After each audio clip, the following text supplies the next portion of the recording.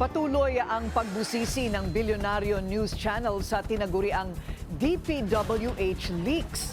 Sa aming pagsisiyasat, nakita namin ang paglalim umano ng ugnayan ni late Public Works Undersecretary Catalina Cabral at Engineer Dave Sanchez. Narito ang exclusive agenda report ni Hannah T. Tila lumabas din sa mga pangalang na pagbigyang magkaroon ng proyekto sa 2025 proposed budget si Dave Sanchez. Si Sanchez ang nooy iniuugnay kay late DPWH Undersecretary Maria Catalina Cabral. Isang ugnayang kanyang itinanggi at sinabing magkakilala lang daw sila sa loob ng engineering community.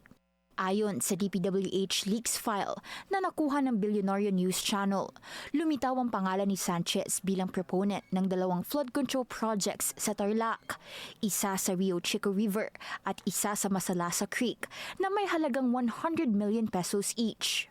Sa aktual na sitwasyon sa lugar, halos tapos na ang isang proyekto, habang ang isa naman ay itinuturing ng 100% complete batay sa DPWH records. Humihingi pa ng reaksyon ng BNC mula sa kampo ni Sanchez at nananatili kaming bukas sa kanyang panig.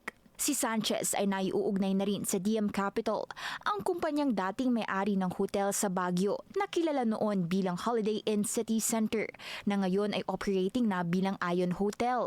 Doon huling naka-check-in si Cabral bago ang kanyang pagkahulog sa isang bangin sa Benguet. Bago pa man mapasok sa kasalukuyang investigasyon, baon na sa problema ang hotel ayon sa aming source. Mula sa bigong insolvency bid noong 2022 hanggang sa pagkatalo ng DM Capital at Vivotel sa isang Singapore arbitration case sa isang dispute sa Holiday Inns noong 2024. Nakalaunang ipinatupad na rin ng isang Philippine court noong 2025. Matapos sa mga kasong ito, naibenta ang lupa at ang hotel building noong 2022 kay Ralph Robintan na naiuugnay naman sa kampo ni Benguet Congressman Eric Yap. Si Tan ay isang Baguio-based businessman at owner ng Big Boss Cars, isang vehicle sales and auto services company. Noong May 2025 elections, si Tan ang lumabas na petitioner para i-disqualify si Erickson Tagal Felipe, ang naging kalaban ni Yap sa pagka-lone district representative ng Benguet.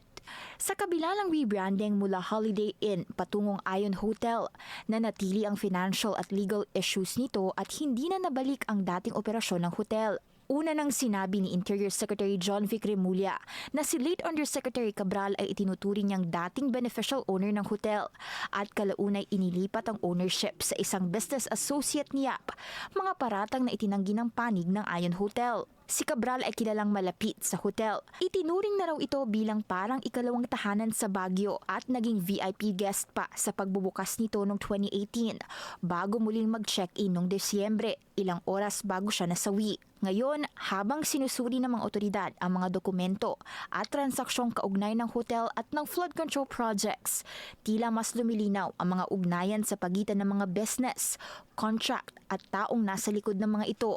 Mga ugnayang nasa sentro ng mas malawak na investigasyon sa flood control scandal. Para sa agenda, Hannah T., Bilyonaryo News Channel. Manatiling nakatutok sa Bilyonaryo News Channel. Sumubaybay sa aming social media accounts at mag-subscribe sa aming YouTube channel para sa mga bago at eksklusibong balita.